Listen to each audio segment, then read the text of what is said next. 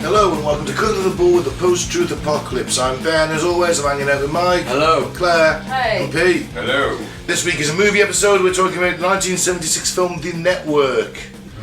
Just Network, I think it is. Oh, Network. Yeah, Network. No, You do apologise. Network. It is an 8.1 on IMDb.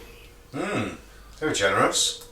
And I think it's because of what it's saying. There's a message. You know? I think it's a good I film. understand the message, I do. You know, media's bad. But if you do suffer from insomnia, well, Because it's the 70s, mate. They don't make the films that anymore. They don't take their time. Just introduce it slowly. Yeah. Attention spans were longer in the 70s. Yeah, I had a bit of a snooze, didn't I? No. Fading away kept me awake. But enough of that. Let's thank some returning listeners and then we'll get into it. Very quickly. There we go. New Rochelle in New York, Quincy in Massachusetts, Swing-Dong-gu in the Republic of Korea. Oh, that's a new one. Yeah. Toulouse in France. Bonjour. Francis is back. Where? Massachusetts. Bengaluru, India, you're always there. Romford in the UK, Frankfurt am Main, Germany, Poznan in Poland, love your celebration. Yep. Steele, Missouri, Herne Bay in the UK, Belfast in the UK, Henley-on-Thames, Ashburn, Virginia, Guadalajara, Spain, and Dublin, Ireland top. What was that reference? Love your celebration? The Poznan, it's their football club has a specific celebration. Okay. They all turn around and jump, It is the most holding ridiculous hands, celebration. holding with arms on the shoulders. Right. And Man City copied it. Yeah, Man City covered it. So you're like paying 50 quid a ticket. And after the game, you're not even watching No, it. they don't do it all. It's only when the goal goes in. It's only when they score a goal. When they're like winning like 3 or 4-0 and they want to do it. 3 or 4-0, what's it matter? Yeah, but they turn their back to the goal and all sort of jump up and down. It's like, it looks cool, but you're missing the game. So you'd be the only guy in the crowd stood face in front. Pay fucking 60 quid for this ticket. You're watching every fucking minute of it. Yeah, it's a valid point, I guess. So right, The Network. Now, as I mentioned earlier, Faye Dunaway's in this movie. God, she still looks good. Too now. skinny for me. Looks amazing still. William Holden as Max Schumacher. Peter Finch as Howard Beale. Robert Duvall as Frank Hackett. As the main characters. Your big four. Oh, it's directed by Sidney Lumet. And they won a few Oscars, didn't They they? did win a few Oscars, yes. Sadly, Peter Finch passed away after making the film. He was the first to win it posthumously, wasn't he? Yes. It does not Weird say. taste, Oh, 24 Oscars, 20 wins, 27 nominations in the end. What were the Oscars? Best actor in a leading role, best actress in a leading role, best actress in a supporting role, best writing screenplay written directly for the screen. And then they had lots and lots of nominees. How many did it actually win? 4, Out of... 20. Still quite a few. Not bad though. So the film opens on a wall of 4 colour television monitors, each displaying the evening network news on the 4 networks. I mean, immediately you're watching it and it's out of date. Oh yeah. Yeah. It looks like he's sat in some kind of weird sauna. He's got that panelling behind him with the TV and you're like, is he just doing this from a sauna? Has he got his shorts on underneath there? The story is about Howard Beale, who was the network news anchorman on UBS TV. In his time, Howard Beale had been a mandarin of television, the grand old man of the news, with a HUT rating of 16 and a 28 audience share. That's pretty good. Well, bad. assuming that means a percentage, is that when they say like this, they've got a 28 and a 40 and all this? Are they talking about percentage of Must be, viewing yeah. ratings for that time, or? In 1969, his fortunes began to decline. He fell to a 22 share, so he's losing ratings. And the following year, his wife died, and he was left a childless widower with an 8 rating and a 12 share. He became morose and isolated and began to drink heavily. And on September 22nd, 1975, he was fired, effective in 2 weeks. The news was broken to him by Max Schumacher, who was president of the news division at UBS. And they got properly pissed, and he told him, he said, he wouldn't turn sober, would he? No. He tells an awful joke. He's got a certain joke he likes to tell, hasn't he? It makes no sense. Yeah, it's just one of them old news guy stories that you have to laugh at, otherwise you get fired. As at a bar in the early hours of the next morning, the unstable Beale threatens to kill himself right in the middle of his news broadcast. He's quoting, "I'm going to kill myself, I'm going to blow my brains out right on the air, right in the middle of the 7 o'clock news." Max flippantly remarks it would boost ratings, not taking the threat seriously. The guy's just drunk, he's a bit down, he'll be fine in the morning. But Max then goes on, "You get a hell of a rating, 50 share easy, we can make a series out of it, suicide of the week. Oh, execution of the week, terrorist of the week. Yeah, we'll call it the death hour." She's inventive, isn't she? It's him. Oh, it's him. Yeah, it's the old guy. This is a great Sunday night show for the whole family. Yeah, right fucking Disney right off the air. I love it. So we go to the next day. Howard is made up in a small network makeup room. He takes a sip of booze and proceeds to the studio for the 7 o'clock news. During the beginning of the broadcast, the network's Washington correspondent makes a follow-up report on the attempted assassination of President Ford in San Francisco on the previous day. When Beale begins the evening news show, he tells his viewers off from his script that he's been fired and will commit suicide during his final broadcast a week later. Says he'll do it live on air, didn't he? Yeah. Ladies and gentlemen, I would like this moment to announce that I'll be retiring from this programme in 2 weeks' time because of poor ratings. Since this show was the only thing I had going for in my life, I have decided to kill myself. I'm going to blow my brains out right on this programme a week from today. Tune in next Tuesday. That should give the public relations people a week to promote that show. We already get a hell of a rating out of that. A 50 share easy. I love it because they're like fighting away from the desk. And at one point he's like bent forward over it and he's like got his arms behind his back and he's just screaming. Yeah. And then it cuts to that video difficulties are temporary. Please do not adjust your set. Yeah, he gets a bit crazy manic, doesn't he, towards the end of that Starts bit. like fighting them and shit, Yeah. doesn't he? Gets a good punch in on one of them, if I remember rightly. So of course he's immediately fired, and so is Max Schumann. Yeah. Max Yeah. Schumacher. Yeah, Max Schumacher and Beale. And Frank Hackett, who's played Robert Duvall, always good Robert Duvall, isn't he? Whenever you see him. He's got to handle this, he's the VP. So there's 100 reporters downstairs, Beale's still in the building, he has to fight his way through. You know, he's going to make a brief statement at the end of that show that Howard's been under great personal stress. And Hackett explodes at Schumacher, saying, "I've had it up to here with your cruddy division, its annual $33 million deficit." He's been brought in for that reason, hasn't he? News doesn't make money. Every corporation kind of took that hit. it does now. It does now. Yeah, but in them days it didn't. Like you said, they took the hit. Yeah. It's for public good, public consumption. It's not meant to be profit making. But it's not meant to be draining the money either, because 33 million in them days, a lot of money especially. But they accepted it. They did. It was like, you know. But I think that had got to the point of boiling, isn't it? At that 33 million, they're like, look, we're at 33 million deficit now. It's got to change. Well, what you've got to look at is it's been bought out, and Yeah. there's obviously a corporation running it now. Corporations don't like things that lose money, No. even though the traditional TV business is like, oh, well, we'll cover that because it's the news, it's a public service, we need to educate people. We're holding the government to account for the people, that's the point of the free media. So it was like, well, that's a noble thing to do, we'll take the hit. And now it's a total different change of thinking. Now it's like, it can't lose money, it's got to make profit. You got to get the sponsors on board to make the money. How do you make it profitable? Got to sex it up, haven't you? That's somehow. Advertisements as well. But the only way to advertise it is by sexing it up to get people to. That's it, sensationalise it. Yeah. If it bleeds, it leads. Yeah. And we can kill it. And you can tell how, what's that film with Ron Burgundy? Anchorman, I was just to say that. Anchorman 2 rips this off, basically. I haven't watched it, I don't think. Anchorman 2. Oh, The first one was better. I quite like the second one, it's They're wacky. both alright though. They're both great.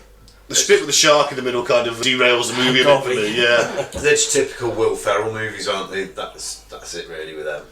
That's why I haven't watched it. He annoys me. Oh, Will Ferrell annoys you. That's tragic. I know.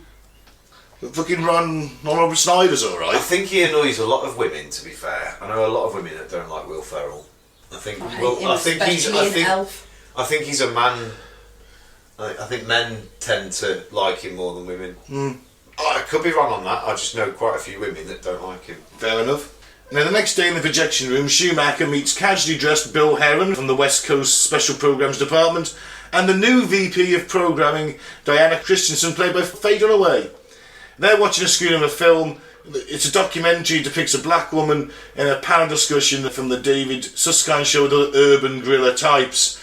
And they're like a bit of communist on there. The Communist Party believes the most pressing political necessity today is the consolidation of the revolutionary, radical and democratic movements into a united front. She's spouting off the usual Marxist Yeah. lines. Taking the piss out of the radical left, aren't they? It was a thing to do with the Patty Hearst kidnapping, when she got Stockholm Syndrome and started robbing banks with the kidnappers. The second clip is something really sensational. The Flagstaff Independent Bank of Arizona was ripped off by a terrorist group called the Ecumenical Liberation Army, and they took movies of the rip-off of the ripping. Diana loves that. She wants to bring them on the news. Yeah. So yeah, that'll get us ratings. A live bank robbery. Maybe we can even, get in touch with them and get their footage direct from them. Start having like a direct feed, basically. But how irresponsible is that? They'd be basically funding and giving the ability or helping. They'd be aiding and abetting, surely, in they're some giving way. them exposure. Yeah. Yeah, it's fucking shocking. A shocking thought, but yeah.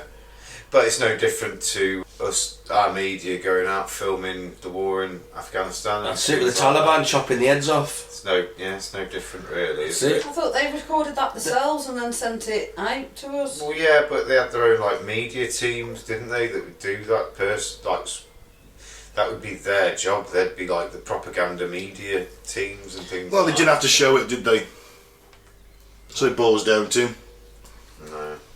So as they're doing all this, Max takes a conference call from the executive producer and Howard, who begs for another shot so he can end his career by making amends with a little bit of dignity. He doesn't want to go out like a clown. I'll be simple, dignified. It's been here 11 years. So they give him another chance, which is a mistake.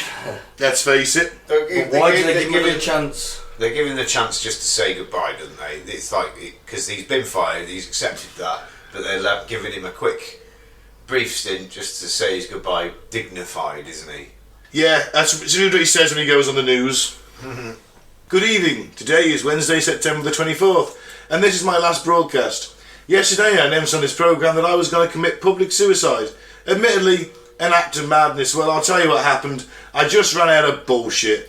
Bullshit is all the reasons we give for living, and if we can't think up any reason of our own, we always have the God bullshit.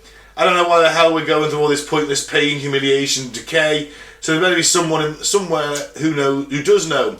That's the God bullshit. And if you don't like the God bullshit, how about the man bullshit? Man is a noble creature that can order his own world. Who needs God? Well, if there's anybody out there who can look around this demented slaughterhouse of a world we live in and tell me that man is a noble creature, believe me, that man is full of bullshit. I don't have any kids, and I was married for 33 years of shrill, shrieking fraud, so I don't have any bullshit left. I just ran out of it, you see? Brilliant. And he gets fired again. Got fired. And then Max Schumacher gets fired as well. Speaking the truth, isn't he? Yeah. Howard Beale, though, has become the darling of the media at this point. Because they're like, wow, look at this guy. The phones are going crazy. Yeah, so he's whilst obviously he was on air and that, wasn't he? Both he and Max are immediately rehired because, hey...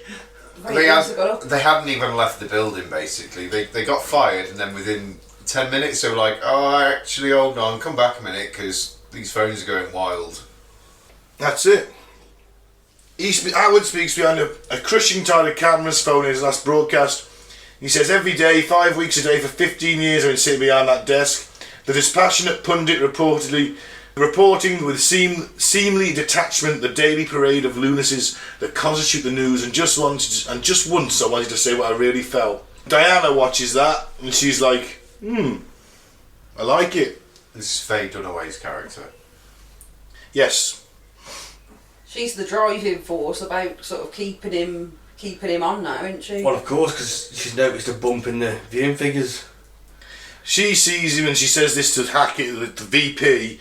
He's a latter-day prophet, a magnificent messianic figure, inveighing against the hypocrisies of our times. I love it.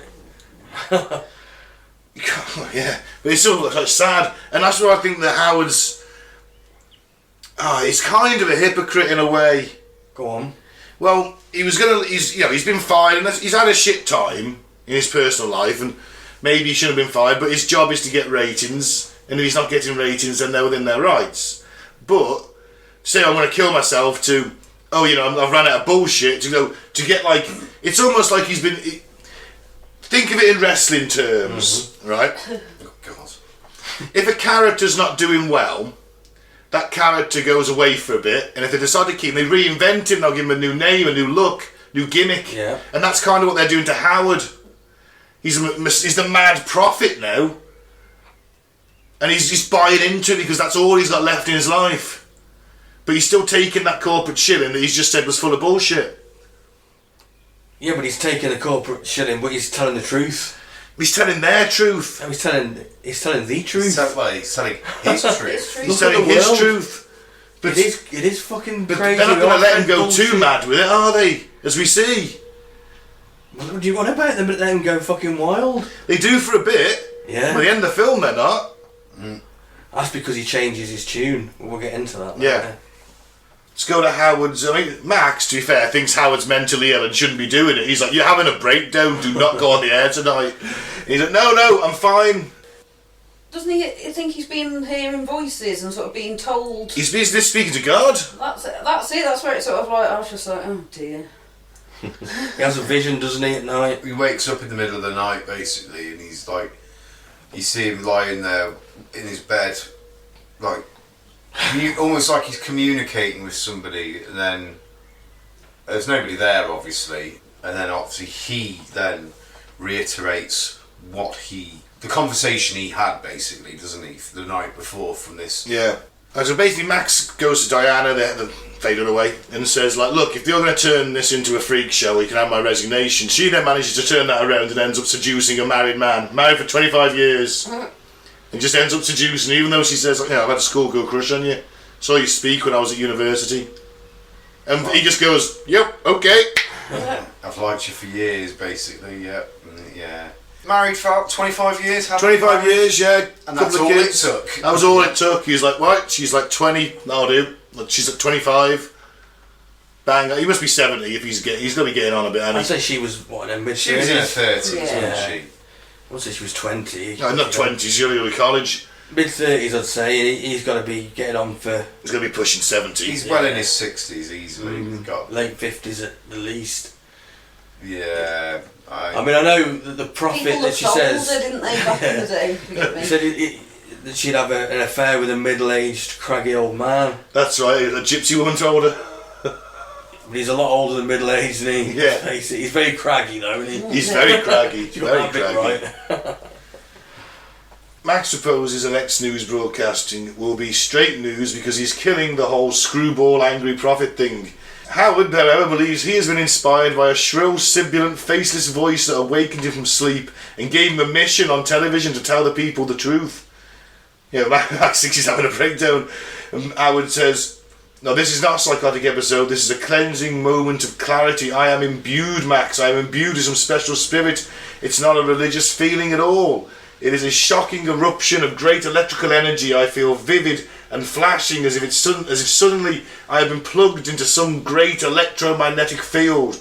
I feel connected to all living things, to flowers, birds, to all the animals of the world, and even to some great unseen living force. The Matrix. What I think the Hindus call prana. It is not a breakdown. I have never felt more order in my life. It is a shattering and beautiful sensation. It is the exalted flow of the space-time continuum, save that it is spaceless and timeless and of such loveliness. I feel on the verge of some great ultimate truth, and you will not take me off the air, for now or for any other spaceless time.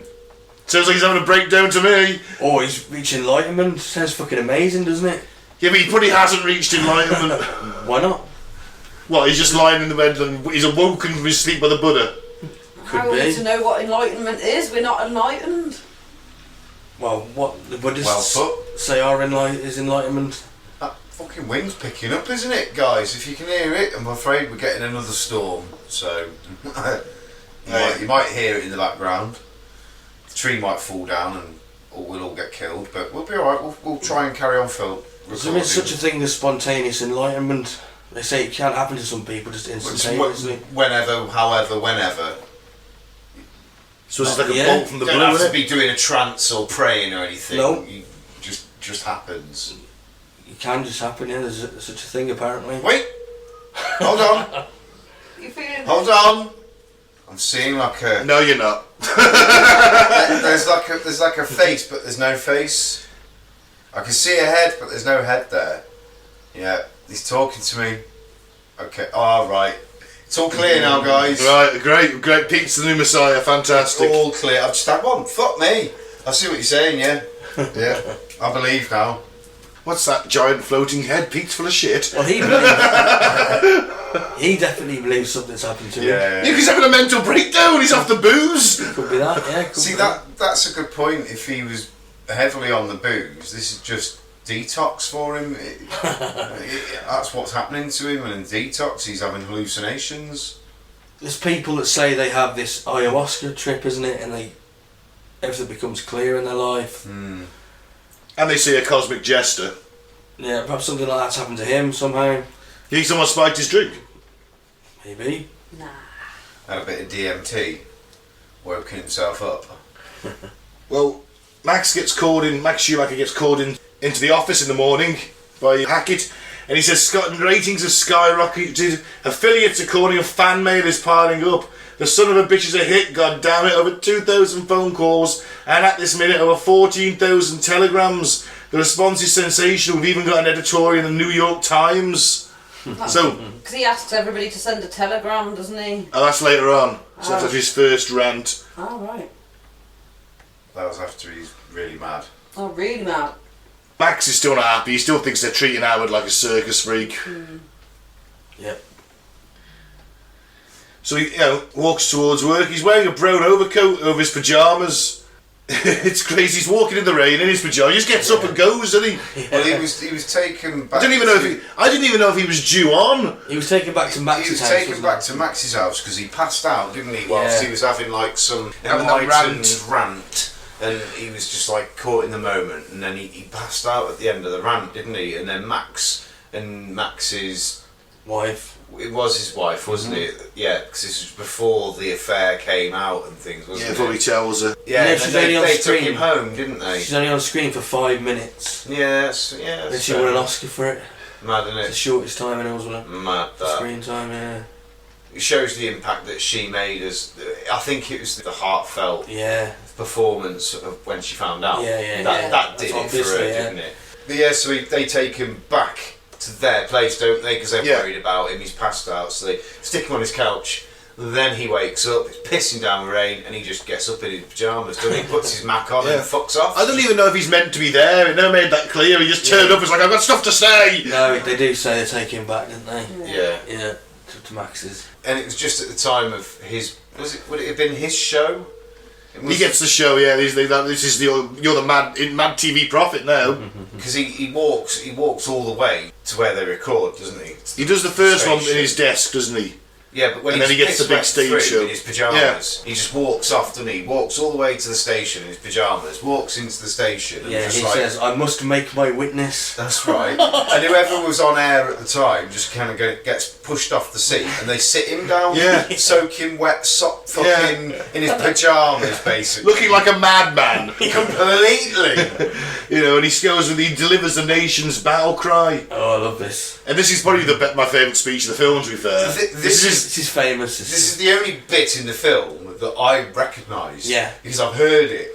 Because none of you have seen this film, had you? No. But I'd certainly heard this quote at least 2 different programmes. I'm not sure if The Simpsons have done this bit. Oh, more than likely. I still, for the life of me, cannot remember where I'd heard it from.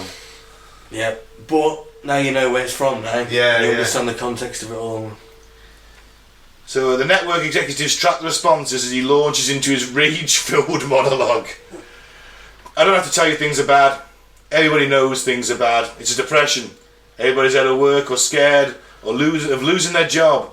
The dollar buys a nickel's worth, banks are going bust, shopkeepers keep a gun under the counter, Punks are running wild in the street and there's anyone who seems to know what to do and there's no end to it.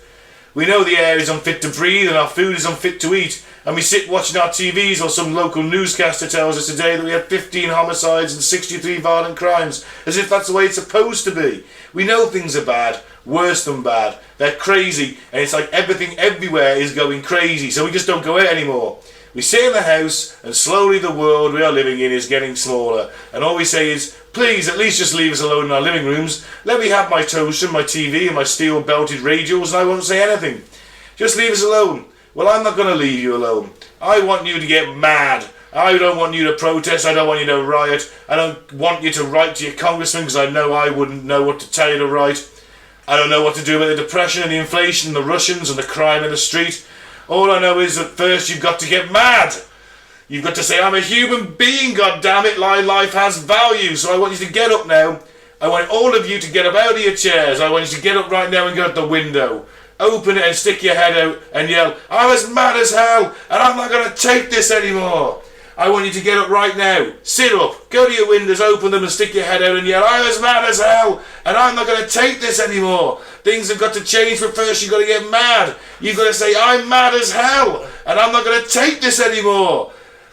And then we'll figure out what to do about the depression, the inflation and the oil crisis. But first get out of your chairs, open the window and stick your head out and yell and say it, I am mad as hell and I'm not going to take this anymore. But what's funny here is, as he's saying this, he's giving this speech, it starts panning around to living rooms and things like that within America. And not just America, I guess, wherever it's being listened. Oh, no, It's probably America. It's America. It would just be America, wouldn't it, of course? Sky's not a thing at this point. No. But yeah, and people are like sat there and they're all listening, they all start getting up, and Max is sat with, was it Max? Family, yeah. With his family, his daughter and his wife. And his daughter just gets up and he's like, what are you doing? What are you doing?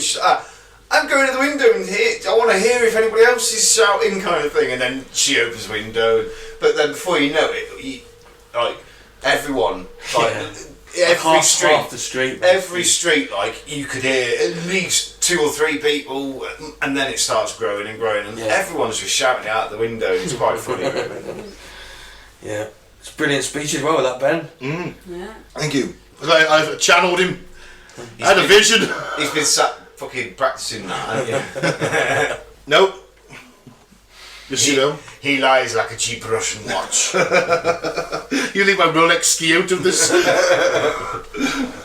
I think it's reminiscent of today as well, you know, and the Russians. Of course, it's changed, has it? No, nothing. Nothing's changed. No, the things have always been shit. This is what I keep trying to tell people. 45 years on, yeah. They've always been shit. But now we've got climate change. Yeah, but it's just another shit cherry on top of the shit cake, isn't it? That's the ultimate shit cherry, though, isn't it? You know, it's like, yeah, we had nuclear war in the 80s. That was the shit. That was the shit cherry on the cake. We've still got that now. Well, it's just been relegated slightly. Especially with aliens Then buzzing around.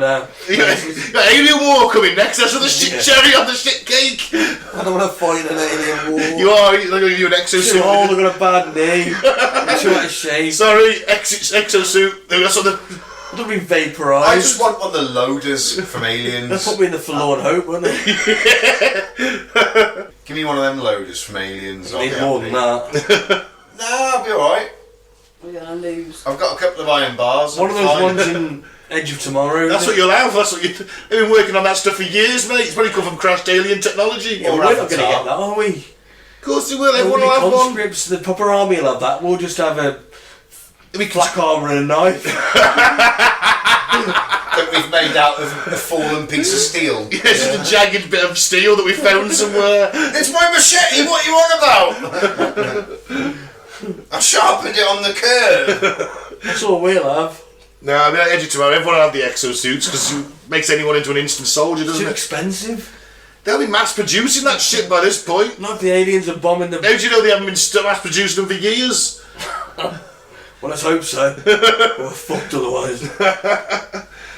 Diana determines that the show is being beamed live to 67 affiliates, including Atlanta and Louisville, and speaks by phone to the general manager of the USB affiliate of Atlanta. She's delighted, they're yelling Howard's words in Baton Rouge, and explains wildly as she tosses the phone into the air, son of a bitch, we struck the mother lode.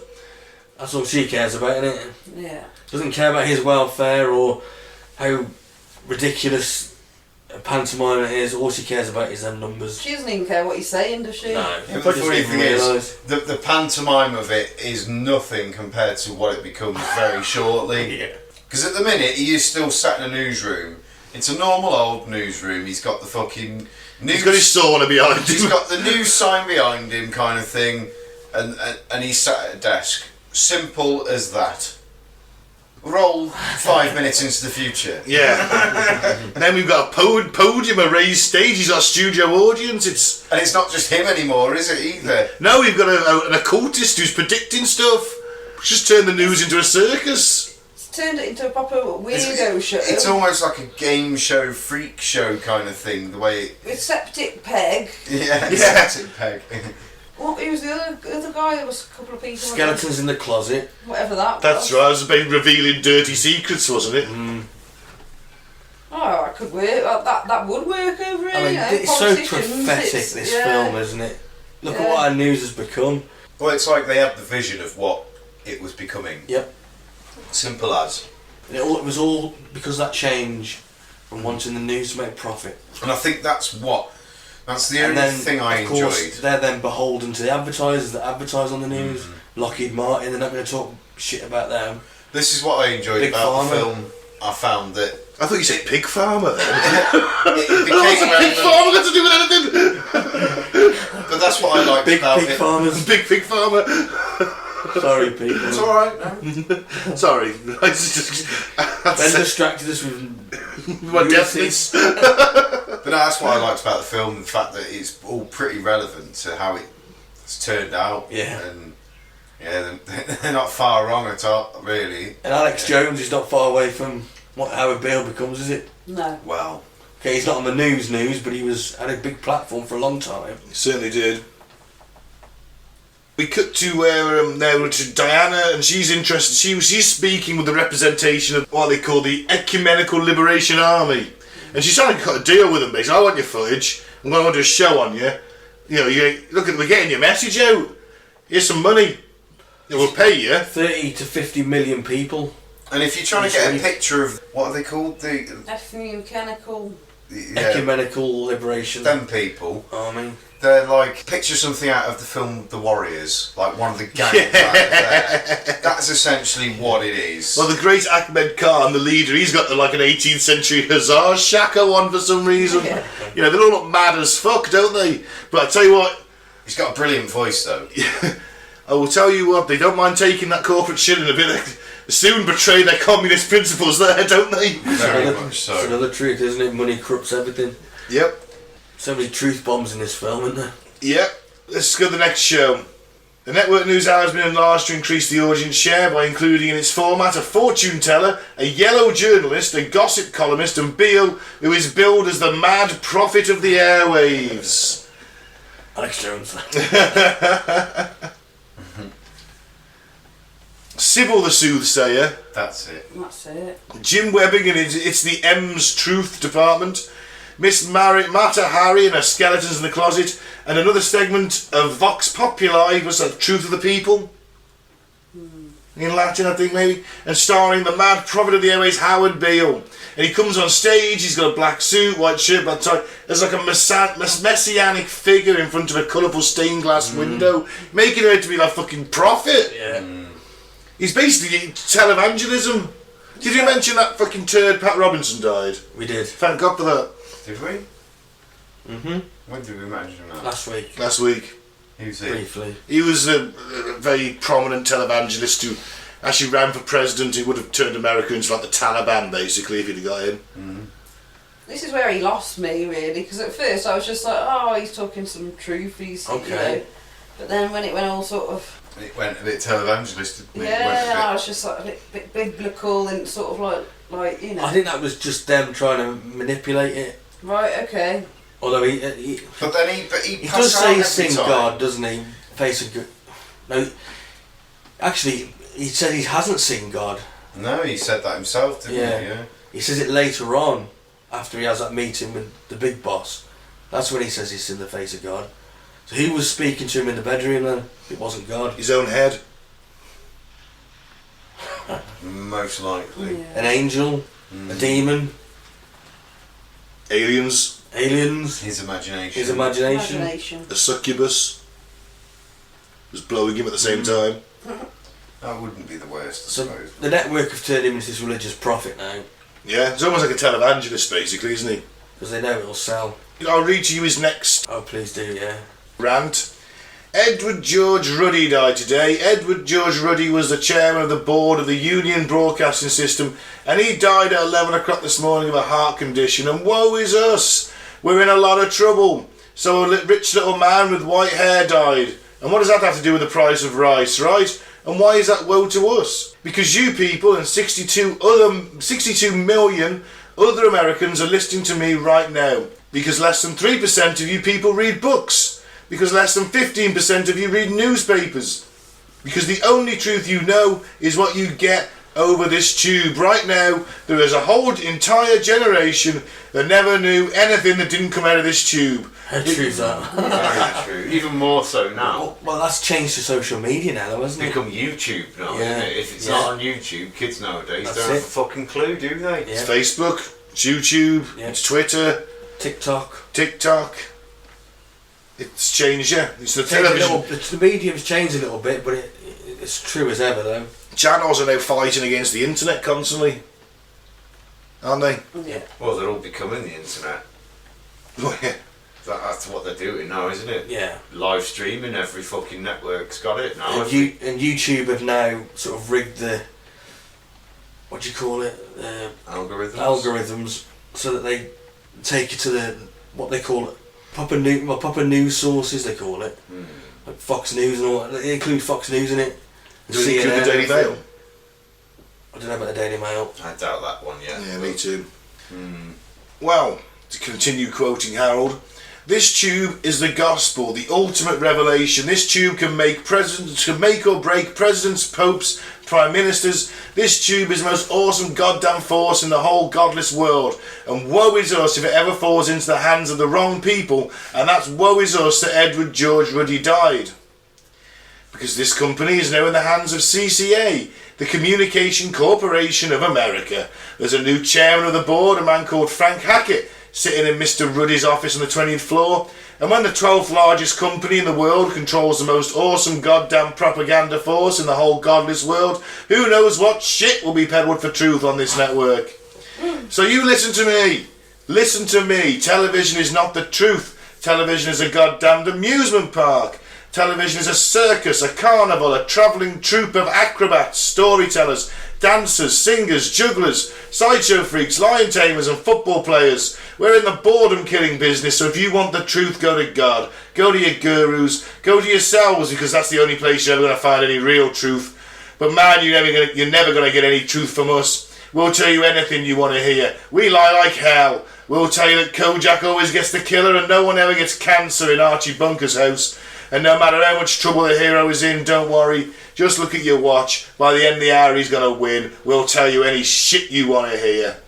We deal in illusions, man. None of it is true. But you people sit there day after day, night after night, all ages, colours, creeds. We're all you know. You're beginning to believe the illusions we're spinning here. You're beginning to think the tube is reality and that your own lives are unreal. You do whatever the tube tells you. You dress like the tube, you eat like the tube, you raise your children like the tube, you even think like the tube. This is mass madness, you maniacs, in God's name. You people are the real thing.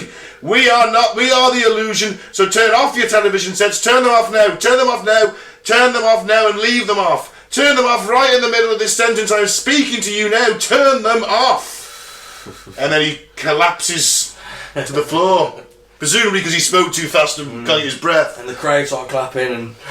I thought he was sort of collapsing like one of, you know, when they talk in tongues. And Yeah, voice. I think I thought he might have gone, there's a way of doing that. I'll have a practice at that because it's very easy to do apparently. It's just a bit of I think there's practice. a bit of that as well. No, Clair, I think you're right. It's that caught up in the moment and he's getting all overheated. And yeah, and I think it's overwhelming to his body and he collapses, or he's just very good. I don't know. I thought it was Maybe a bit it's, of I think it's Yeah. that the earlier passing out is setting up that when he gets these visions, these moments of clarity that he then project, it's almost like a connection's broken and he drops. I think is what I think how, but he's probably just speaking too fast and saying too much and not taking his breath. and getting himself worked up and overheated. I He's think an old it's a bit- man. I think it's a bit of that as well. Yeah. The televangelist things. Could be just showmanship. More likely. I mean, That's like, all that ever is. you know, like when Yeah. James Brown had finished his Yeah. set and he just dropped down onto Yeah. one knee and someone's put his cape on him. Yeah. You know. Yeah. Bit of all that, I think. Yeah, but he was about 90 and he was always physically knackered by the end He of it. wasn't 90. Not far off though, and he was still performing, wasn't he? At this point, Hackett's a very happy boy, isn't he? Yeah, because he's literally there making his report to the senior executives on the board, gloating about an increase in projected initial programming revenues in the amount of $21 due to the phenomenal success of the Howard Beale show. I expect a positive cash flow for the entire complex of $45 million achievable in this fiscal year, in short, ahead of schedule. So, wow, most significant profit centre of the communications complex. He's turned the news into a profit-making scheme now. Yep. Everyone's getting fat, everyone's getting their cut of the shareholders' money, everyone's happy. It doesn't matter what Arabeel's saying, it doesn't matter how much of a circus it all is. It's all they care about, isn't it? It's short-term profits. Yep. Now, following the funeral services for Edward George Ruddy, Max Schumacher is reacquainted with Diana as she hails a taxi, and they head downtown for a cup of coffee. And he says, I wish I'd, I've thought many times of calling you. She says, I wish you had. And it was Sybil the soothsayer that said she'd get involved with a craggy middle-aged man after their one many splendid night. He still can't get her out of his mind, even though he took his show away from him. Well, Yeah, 'cause Max's wife... he's been fired, hasn't he? Yeah. They begin their affair with a weekend together by the beach at the Sea Spray Inn, while Max's wife is out of town with her pregnant daughter in Seattle. Yeah, one weekend, one night in a Sea Spray Inn, one magical night. That's it, then. They're together then, aren't they? Yeah, He pretty much moves in with her, doesn't he? Yeah, he goes to his wife, doesn't he, and says, look, eventually he says that he's in love with her. She yeah. coaxes it out of him. He calls the relationship a transient thing and a menopausal infatuation to his wife for 25 years. She berates him for his unfaithfulness and love for Diana in a famous Oscar-winning monologue, which obviously I will read, but obviously I'm not a woman, so it's not going to seem right coming out of my mouth. Claire, do you want to fancy a stab at it? Or? Then get out. Go anywhere you want. Go to a hotel. Go live with her. But don't come back. Because after 25 years of building a home and raising a family and all the senseless pain we have inflicted on each other, I'm damned if I'm going to stand here and have you tell me you're in love with somebody else, because it isn't what? A convention weekend. A convention weekend with your secretary, is it? Or some broad that you picked up after 3 bells of booze. This is your great winter romance, isn't it? Your last roar of passion before you settle into your... What? Emeritus. Emeritus years? What's that meant to mean? Your retirement. Oh, right, okay. Is that what's left for me? Is that my share? She gets the winter passion and I get the dotage. What am I supposed to do? Am I supposed to sit home knitting and purling while you slink back like some penitent drunk on your wife? Damn it. And if you can't work up a winter passion for me, the least I require is your respect and your allegiance. Allegiance. She sobs. I am hurt, and don't you understand that? I'm hurt badly. Fair play, well done. And the Oscar goes to... There, I've cocked it up. No, well, it was still pretty good. It wasn't right that I read it. She had plenty of practice, so... You know, Yeah, she had a lot more practice than you did. I just sprung that on you, Claire, to be fair, because I didn't think it was right I read it. I think there's no emotion from him though at all. He's just like when she's like coaxing it out of him, are you in love with it? And all this lot, he's just like, yeah, That's yeah. why he didn't win an Oscar. He knows, Yeah, I think I am, yeah. He knows it's doomed to failure, though. He says it himself. He says, She has like a little script. She's got planned like a TV He show. don't give a flying fuck. He's got some young fucking hottie. yeah, He's that's like, it, isn't it? He's weighed up the whatever, options. Like, well, I ain't going to last forever, but I'm going to have me fun while I can. Yeah. He don't give 2 shits. Yeah, you're right, yeah. I think there's an ashamedness to him as he stands there and tells her. Yeah. That's about it. His though. shoulders are down, his head's down a little bit. That is about it. But I think she looks like fair play to getting the award for that, because she showed all the emotion. Yeah, she was good. Him as the supporting bit in that scene Yeah. just made her look better, Shine. doesn't it? Yeah, Yeah. made her shine even more. Yeah. Well, he says, she says all that. She asks him whether Diana loves him, and Max Schumacher tells his wife about Diana's soulless, amoral, and heartless feelings, because she's definitely got she's got no emotion, has she? She was told she felt like a man. She got a climax and fucked off. Yeah. She's soulless. All she cares about is her work. Yeah. Max says, I'm not sure she's capable of any real feelings. She's a television generation. She learned from Bugs Bunny. The only reality she knows comes to her from over the TV set. She has very carefully devised a number of scenarios for us all to play, like a movie of the week, and my God, look at us, Louise. Here we are going through the obligatory middle of Act 2, scorned wife throws peccant husband out scene. But don't worry, I'll come back to you in the end. All of her plot outlines have me leaving her and coming back to you because the audience won't buy a rejection of the happy American family. She does have one script in which I kill myself, an adapted for television version of Anna Karina, where she's Kim Frosky and I'm Anna. See, I like how he tries to throw a little bit of humour in there to cope with the situation. To be fair, I just want to point out, I think this movie is fantastically written. Oh, it's amazing, Yeah. isn't it? The script is... Don't write scripts like this anymore. No. It was just a shame that the first 20 minutes was slow as fuck. So, personally, I'd have turned it off before that 20 minutes had finished. I think Claire would have as well. I probably fell asleep. But you guys, watching it with me, so I was just like... Yeah, the only reason I watched it is because you came to my house to watch it, so I Yeah. had to watch it.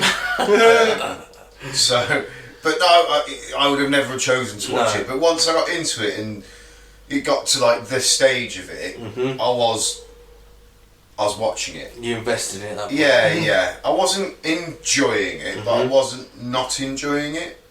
It was just I'm glad I watched it. Yeah? But that's it. It's as far as it goes. Yeah. It's not like I wouldn't watch it again. No. It's one of them. Once is enough, thanks. Fair enough.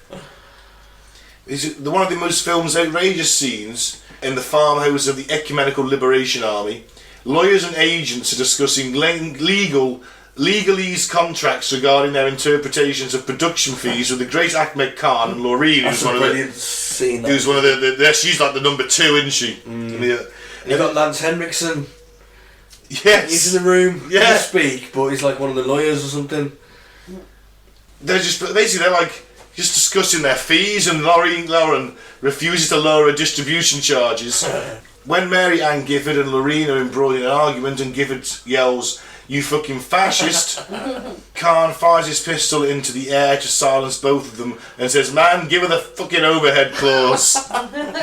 It's like, All of a sudden they become very fucking savvy in negotiating contracts, aren't they? Yeah, it's like they're meant to be communists, you know what I mean? It's not meant to be about the money, it's meant to be about the principles. And So the people, it's the community, the party. it's like they're totally set. These fuckers are just sold out within 3 weeks. Within 3 weeks, they lasted 3 weeks as communists. Incredible. Mind you, the Marxist wing of the BLM didn't do much better than that either, did they, to be fair? The ones who said, "Oh, we're trained Marxists," and then they ended up living in a fucking mansion provided by donations. I don't know. Yeah, that happened. Yeah, so... throw a bit of money at anyone and their principles will vanish. Sad thing, isn't it? It's tragic. On the TV perched in the bar and the cocktail area of a ballroom, the ballroom are having a meeting. They're saying that we've got the number 1 show in television. Yeah, they had their annual meeting, didn't they? Yeah. And in a TV bar, in a cocktail area of the ballroom, the Howard Beale show is being broadcast. During the show, the Mad Prophet criticises the growing economic takeover power of Arabs who are conspiratorially buying up parts of the US. In fact, the conglomerate/corporation that owns Beale's network is tied to Arab interests. So, I don't know if you could get away with doing this today. He's basically giving too much Maybe truth because out, though. it's still true. Yeah. Saudi Arabia own a lot of America. They do, But at this point, he's giving out too much truth, and they don't like it, do they? No, they don't. Because he wants to stop the deal getting through, you see. Everyone's right to the president and all that and block it. Simultaneously, Frank Hackett speaks on the phone with an executive in New York City who has become disturbed by the effectiveness of the evening's Howard Beale show. Basically, Howard says, "I don't want the Americans buying my country. I'm mad as hell and I'm not going to take this anymore. Yep. I don't want the banks selling my countries to Arabs. I want the CCA deal stopped." And he says, I want 1 million telegrams in the White House. I want them wading knee deep in telegrams at the White House. You know, So he's fucking things up now. yeah. Certainly trying to, anyway. Yeah. Well, they respond, they send the telegrams, don't they? Yep. And it works. That's it. To the general counsel of the network, Walter Amundsen, is told by Frank Hackett about the knowledge of the CCA deal with the Saudis, saying that they got $2 billion in loans with the Saudis and they hold every pledge you've got. We need that Saudi money bad. A disaster, the show is a disaster, unmitigated disaster, the death, and I'm ruined, I'm dead, I'm finished. So he's like, they owe the Saudis $2 billion. He's been, we made 24 million earlier. Now we're 2 billion in the shit because the Saudis are going to cash that, they want that back. Yeah.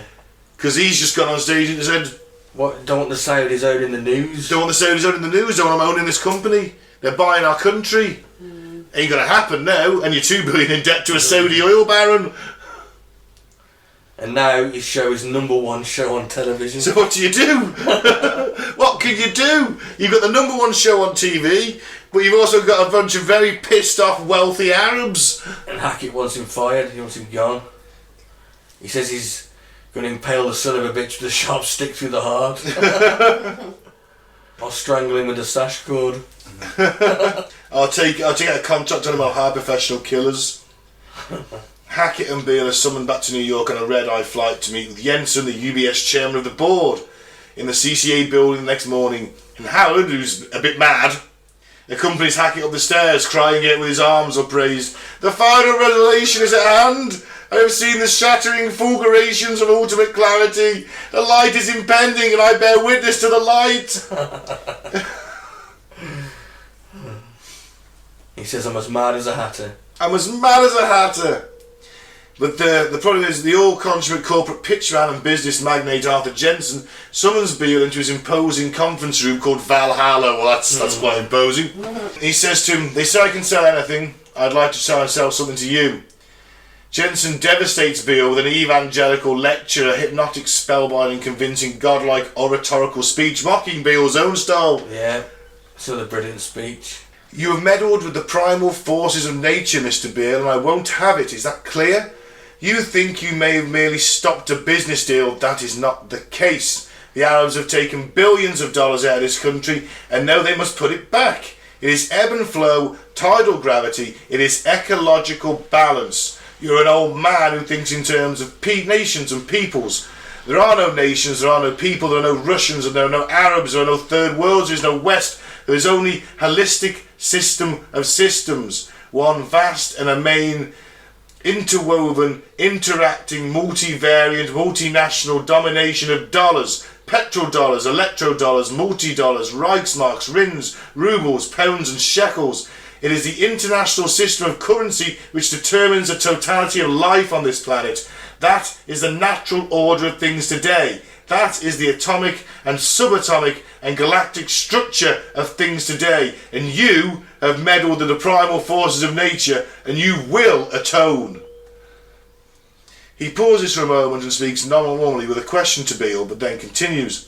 "Am I getting through to you, Mr. Beale? You get up there on your little 21-inch screen and howl about America and democracy. There is no America. There is no democracy. There is only IBM and ITT and AT&T and DuPont, Dow, Union Carbide and Exxon. And Amazon and Facebook. You know, that's what they are now today. Disney. Yeah, Disney, that's well up there now, isn't it? Those are the nations of the world today. What do you think the Russians talk about in their councils of state? Karl Marx? They get out their linear programming charts, statistical decision theories and mini-max solutions and compute the price-cost possibilities of their transactions and investments just like we do. We no longer live in the world of nations and ideologies, Mr. Beale.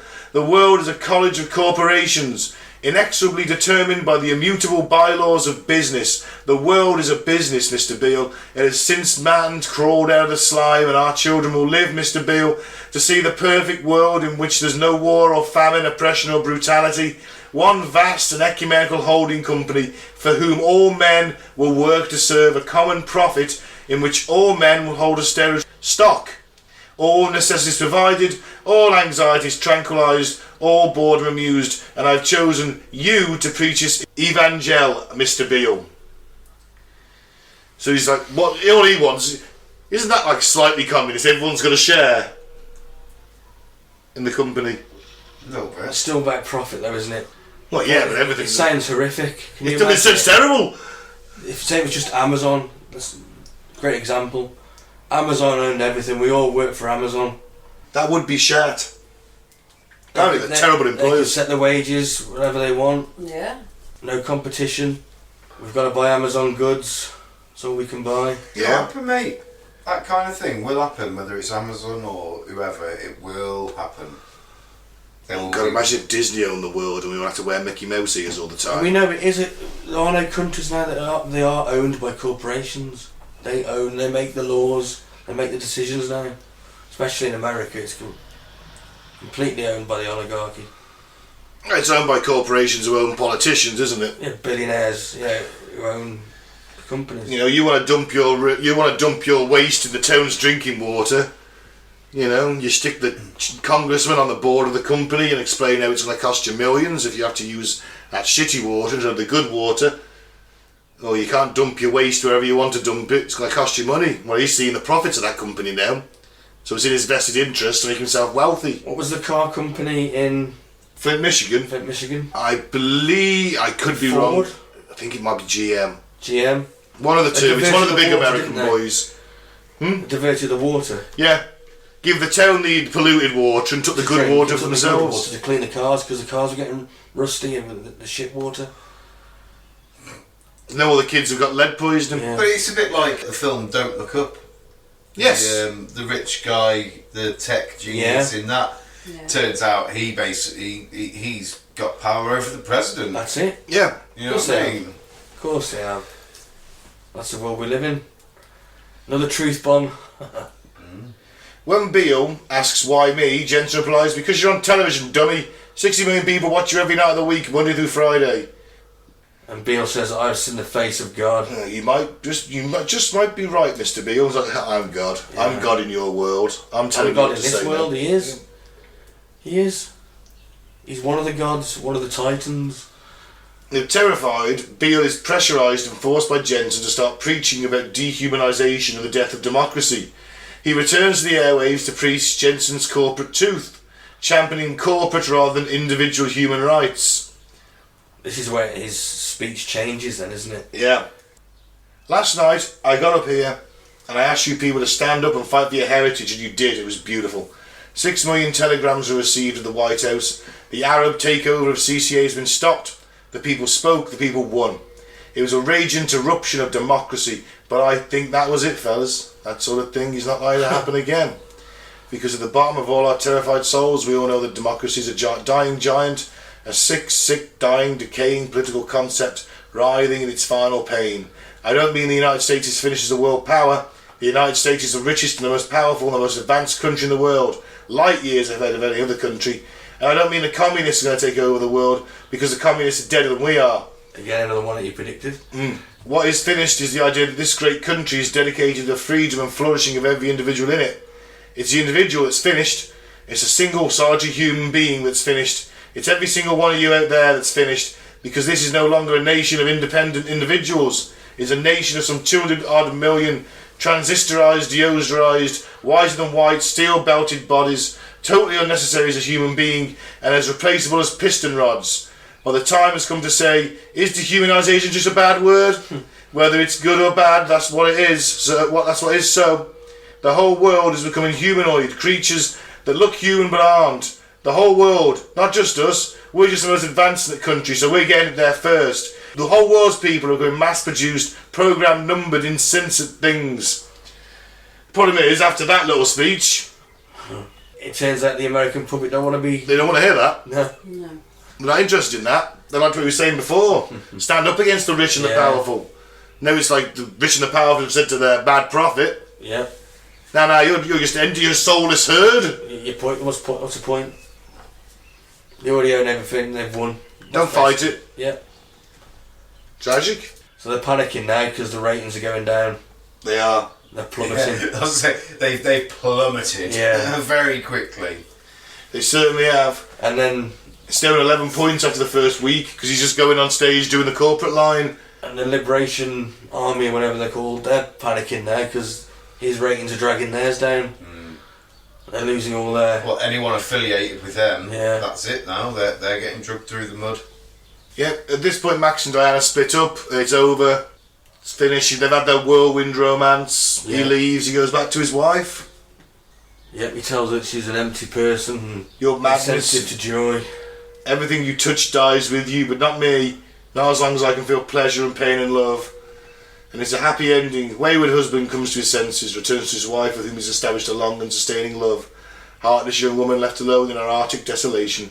They hold an emergency production meeting, the network officials, to kill Beale on camera to save the network. Because the boss, the big boss, he won't sack him. Says keep him on the air, don't care about... It's bad ratings and it's nothing to do with Beale. It's your bad management. He's blaming Hackett now and everybody, and all of a sudden their lives turned to shit. Shit's rolling down and it's landed squarely on them. And they can't fire him because he won't let them. Yeah. So what their only other choice is to kill him. And they decide to do it on air, so at least get some ratings. Yeah. And they hire the members of the radical... The Ecumenical Liberation Army, who sold out there in the corporate pocket now. And she reckons Diana says, I can get him to do it. In fact, I'll make a hell of a kick-off show for the season.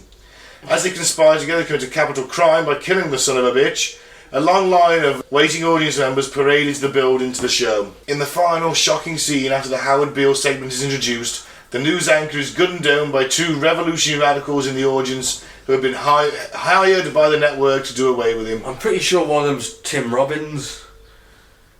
I might be wrong, but I'm pretty sure. Paul Robbins has publicly stated he did not appear in the film. Ah, okay. So it wasn't him then? Yeah, Robbins was asked to confirm or deny the statement, Looks you killed a hell of a Howard lot Beale. like him. And he replied, I deny that. That's a pretty pervasive rumour and I wish it were true, because a lot of people say my first movie was Network, and that's a pretty damn good way to start. The guy looks a lot like me, but no, I was only 17 at the time and I hadn't even started in the business. Ah, shit. Looks a lot like him. And then we cut to The Show Must Go On, shouldn't it? Jack Snowden, a newsman substituting for Howard Beale, is displayed on one of 4 monitors as a bank of TV screens as he delivers the news story. Snowden's words are dwarfed by simultaneously running commercials. That's to say what they do now, isn't it? Yep. This is coming up next. Mm-hmm. The network news anchorman on the UBS network show, known to millions as the Mad Prophet of the Airways, was shot to death tonight in a fusillade of automatic rifle fire just as began this evening's broadcast. Wasn't automatic rifle fire, was it? I believe one was an It Uzi. Magnum and one was an Uzi. So it's not rifle fire, no. But So they're starting off how they mean to go on by lying to the public. Yeah. This extraordinary incident occurred in full view of his millions of viewers. The assassins are members of a terrorist group called the Ecumenical Liberation Army, 2 of whom were apprehended. The leader of this group, known as the Great Ahmed Khan, escaped. They let him escape. Yeah, They arrested the guy who looked like Tim the rest of Tim Robbins. Robbins. Tim Robbins' clone. The final epitaph for the story is this is the story of Howard Beale, the first known incident of a man who was killed because he had lousy ratings. Well, I think it's a masterpiece of a film, I do. It's very good. I did enjoy it. Simply because So it's what's dramatic. happened, isn't it? It's like, wow, this was 1970. 1976. 1976, well, they've got that down, haven't they? Hit the nail on the head, haven't they? Yeah. They could easily remake it, couldn't they? Yeah, but it wouldn't be as shocking. It was shocking in them days. Yeah. Because basically they just said, look, we can see what's happening with all these corporations buying at the news and wanting to make it for profit. So they extrapolated and they said, what's the maddest thing we can think of? And how were they to know that it was, well, maybe they did.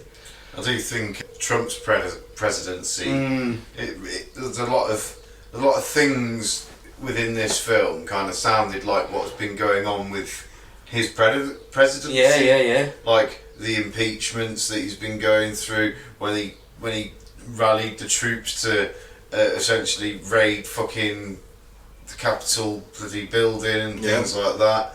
He rallied, like, what's his face? He rallied, swamp, he got everyone to send fucking telegrams, wasn't it, to the White House and things like that. Obviously in them days it was very different, but nowadays it's just a quick tweet. He was telling the truth. He was saying, look, these people, I donate money to them and they do whatever I want for them. Because they're all sellouts, all these people in government, we've got to drain the swamp. Yeah. He was right about that, too. Yeah. Obviously he was never going to because he was part of the swamp. Use the swamp monster. I'd watch Donald Trump as Swamp Thing. I think there's He lots still have the hair. I think there's lots of accidental predictions in this, isn't there? Not actual predictions, but things that are very similar to what have happened and what's going on now and things like that. There's a lot of that in this. And you think this is nearly 50 years old. Mad, innit? Christ, 50 years. 1970 doesn't seem that far away, really, does it? No. 3 years, it's 50 years old. Yeah. Well, it certainly got a lot of things right. Alright, so you know in 1980... Yeah. Yeah, No, doesn't actually, seem- I wasn't alive. Oh, No, you know no, the year no, 1980? Yes. The year 1980. 50 companies controlled the media in America. Wow. 50. 50. So, 42 years ago, nearly 43 years ago, 43 years ago, 50 companies controlled the media in America. If you fast forward to 2011, American news outlets are controlled by 6 powerful corporations. wow. They control a whopping 90% of what we read, watch or listen to. GE, they own Comcast, NBC, Universal Pictures and Focus Features. News Corp, they own a lot, but the most notable are Fox, The Wall Street Journal, The New York Post. Disney, that fucking mouse. ABC, ESPN, Pixar, Miramax, Marvel Studios. Well, they managed to ruin Marvel right now. Viacom, most notable properties, MTV, Nick Jr., Bet, CMT, Paramount Pictures. That reminds me of Austin Powers, isn't it? What's that? Viacom. Viacom. Yeah. I'm not sure it's exactly the same name, but... Could have been. I don't know. I can't remember that film at I all. don't know. No, it's been a long time since I've seen it. Virtuecom it was called, that's it. Yeah. Time Warner. They own CNN, HBO, Time and Warner Brothers and the DC Universe. CBS, they own Showtime, the Smithsonian Channel, NFL.com, Jeopardy and 60 Minutes. Oh, I don't like CBS the most. 232 media executives control the information diet of 277 million Americans. That's one media executive to 850,000 subscribers. Right. They wonder why no one trusts the mainstream news. Mad, mate. Yeah. In the UK, obviously, we have our own issues. Yep. In March 2021, it showed that just 3 companies, News UK, Daily Mail Group and Reach, dominate 90% of the national newspaper market, which is up from it's up from 71% in 2015. When online readers are included, 3 companies, News UK, Daily Mail Group and Reach, dominate 80% of the market. How can they tell? Just by the traffic coming through? No, they own the newspapers. They own these 3 companies own 90% of the newspapers. Oh, right, okay. Yeah. As in media ownership. Yeah. Oh yeah, the national newspaper market, yeah. And they're owned by, and these companies are owned by billionaires. So for 90% of the newspapers, all you're getting is billionaire propaganda telling you what to think that benefits them and not us. I was a bit... Yeah, it's I was fine. thinking about ratings, like, you know... Right now. The film was on a lot about ratings, wasn't it? Obviously, you got the BBC. Let's not forget Anti. Yeah. But you get the last 2 license deals. You know, the license fee's a joke, really. But then again, the BBC, who's the general of the BBC? It's an elite person, isn't it? It's a Tory, isn't it? It's one of Yeah. Boris's donors. So, you know, even the BBC are compromised as well. It's an issue. Obviously, let's not forget Rupert Murdoch. You know, owner of the Sun in this country, the Sun newspaper. But that's not been doing so well recently, has it? I don't like it. In all fairness, it's media should be free. And then you got billionaires doing it too. Elon Musk. He's got Twitter now. How and why should it be free though? In you know, people need to earn money to go and take the pictures or write the reports and write news articles. No, I mean a free media, as in like they shouldn't be controlled by billionaires and corporations. Not all of it. Do you know what I mean? It should have a wide political spectrum, shouldn't it? So everybody's voice is heard. All you're getting is their voice over everyone else's, and they've got an agenda. They've got an agenda to keep them on top, us below, keep them rich and get them even richer, and us be even poorer. Well, buy their shit. That's the whole thing I don't understand, is how poor do they want to make us, because we're about to buy the tat that they're peddling us anyway. There'll always be money for tat. It's in their best interest. Then again, they control the food, they control the water, they control everything that we need that to live. Well, that bloke from Nestle said that water wasn't a human right, didn't he? Nestle are fucking evil, man. Aye. We did one on Nestle, didn't we? No, we did mention Nestle. Corporation giants before, haven't we? Jeff Bezos owns the Washington Post now. Rupert Murdoch, yeah. The Times, the Sunday Times, the Sun, Fox News, the Wall Street Journal, the New York Post, several Australian titles. Let's not forget Mark Zuckerberg, the Zuck, Facebook, Instagram, WhatsApp. He's got all three now. Yeah. Doesn't he own YouTube? Am I imagining that? I think you're imagining that one. I know Google bought YouTube, didn't they? Someone Yes, bought they did. YouTube.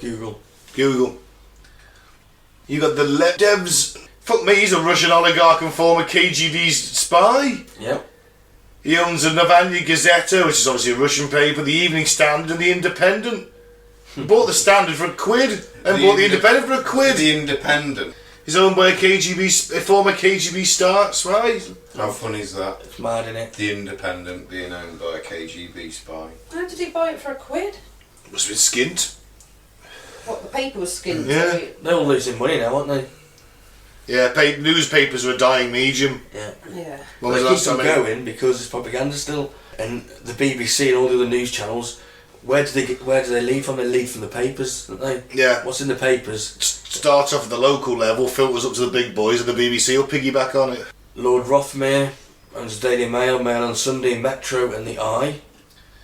Metro's bullshit, isn't it? Yeah, Metro shit. The Barclay brothers, the Telegraph and the Spectator, they bought that in 2004.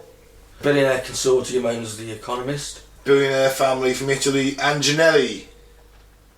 The other shareholders are a collection of ultra-wealthy families, the Cadburys, the Rothschilds and the Schroders. Obviously Cadburys do the chocolate, the Rothschilds do banks and the Schroders do banks too. So there you go. The media's corrupt as hell. We're the real media, listen to us. But it just goes to show that, Network predicted this in a way, didn't it? And It's pathetic in a way. it's spot on with it. So what do you rate it as? Because it's 8.1 IMDb. I will give it an 8. Around 8. Yeah, I think it deserves an 8. I give it an 8 as well, yeah. I'm going to give it a 7 because it wasn't very gripping. Yep. I'm going to give it a 6.8 purely because they could have made it easily half an hour shorter. There was a lot of bits in it that didn't really need to be in it, and it would have probably helped. I agree with you. I didn't get the affair storyline. Yeah. I didn't think that was completely I thought that necessary. was just chucked in the side to And pay it out. don't get me wrong, it gave her an Oscar. Yeah, Faye Dunaway was great in that film and hot as hell. She's an attractive woman. Max's wife gave her an Oscar. Yeah. That's what I'm saying. Like the stretched out bits, it did help in some ways, but I don't. Just trying to Well, it was humanise trying the to make more of characters, the, make Yeah. trying to make more of the story out of Yeah. it, wasn't it? Yeah. That was it. But yeah, I just think that's the only reason. It's just that little bit. Fair It's enough, that slow start. 6.8 slow start. Could have done without it. Fair enough. I Alright. think Howard Beale, the guy who played it, Yeah, rest in he stole the peace, show. he was amazing. Yeah. It's shame he had to have the first posthumous Oscar, really. 'Cause Yeah, it's he was shame like- he didn't get to receive it in person. Yeah, Fantastic in that film, absolutely. The Well rants were delivered brilliantly. Well Loved them. deserved. like you say, Ben, the writing is amazing in it. Yeah. Flawless, really. Yeah, I'll give you that. The script was brilliant. Yeah. You'd understand why any actor or actress would have at the time read that and gone, "Wow, yeah. Can I be the nutter?" Yeah, But you could really get your teeth into that character, of course. you know. Even I tried it, and I'm not an actor. More Yeah, truth that's- bombs in this film than any other, I think. There is, yeah, absolutely. It's pathetic, like I say. Right, should we call that a night? Yeah. Thank you very much for listening. You can, I just had to say, because I didn't say at the start, you can follow us on Facebook at Cutting to the Bull in the Post Truth Apocalypse. No, yes, you can. Cutting to the Bull in the Post Truth Apocalypse. We've had some new followers this month. Thank you very much. If you Yeah, followed thank us, you. keep doing it, tell your friends. YouTube is Apocalypse Bull. Like and subscribe if you wouldn't mind. And we're on SoundCloud and most other podcasting platforms as Cutting to the Bull in the PTA. And as always, I've been Ben. Don't drink the flavour aid, don't join a cult. I mean, Mike, thanks for listening. Peace out. May the force be with you. I've been Claire, keep an open mind, but not so open that it spills out your ears. And I've been Pete. Everyone enjoy the rest of your week. Take care. Adios.